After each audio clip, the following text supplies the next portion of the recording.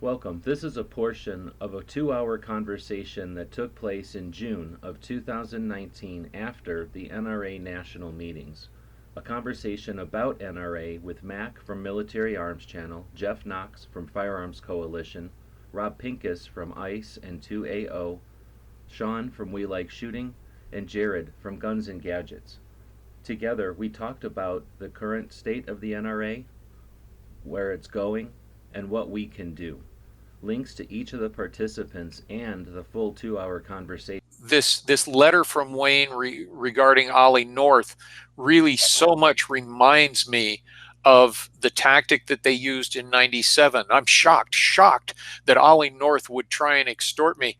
I read that letter from Wayne, and if you look at it closely, and this is Wayne LaPierre telling us what Milley said, Ollie said. And even in that, if you look at what he said that Ollie said, what Ollie said was, look, Wayne, you're going to have to step down. I'll try and cover your back if you'll help me stay in the presidency, and I'll make sure that you get your golden parachute. But Ackerman and McQueen has this letter that they're about to put out, and it's going to be embarrassing, and you don't want that to happen. So, this is what needs to happen.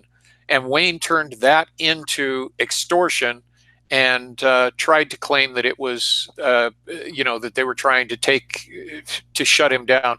So it's pretty resemblant. There's quite a resemblance between what happened in 97 and now. And the whole point then was that Ackerman and McQueen was being paid without any clear answer as to what they were paying for, what we were getting for our money.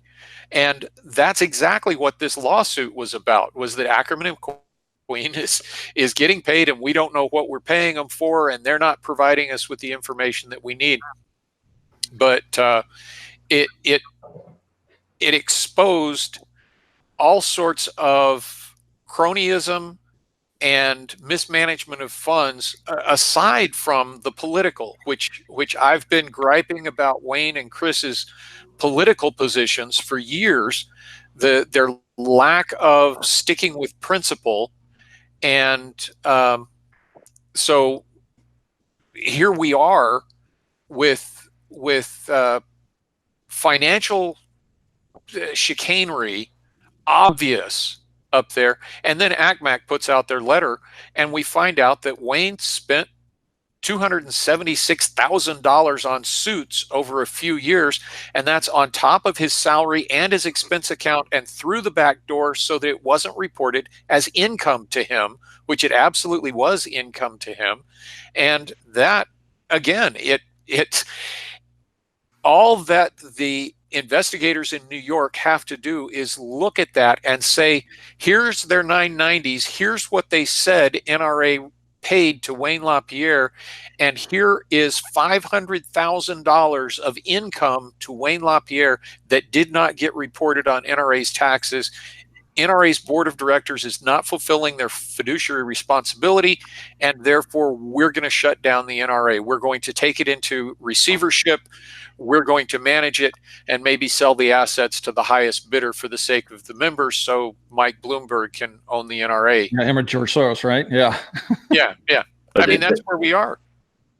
And they've been playing that victim card forever. I mean, it was funny to hear you say that Wayne LaPierre's pulled out the same old trick with Oliver North and saying, oh my gosh, he was blackmailing me, when Oliver North was threatening presumably to go public with his misdealings, mismanagement, and corruption if he didn't step down. And I'm being blackmailed. They always play the victim card. This is a portion of a 2 hour conversation that took place in June of 2019 after the NRA national meetings. A conversation about NRA with Mac from Military Arms Channel, Jeff Knox from Firearms Coalition, Rob Pincus from ICE and 2AO, Sean from We Like Shooting, and Jared from Guns and Gadgets. Together, we talked about the current state of the NRA, where it's going, and what we can do. Links to each of the participants and the full 2 hour conversation are available below.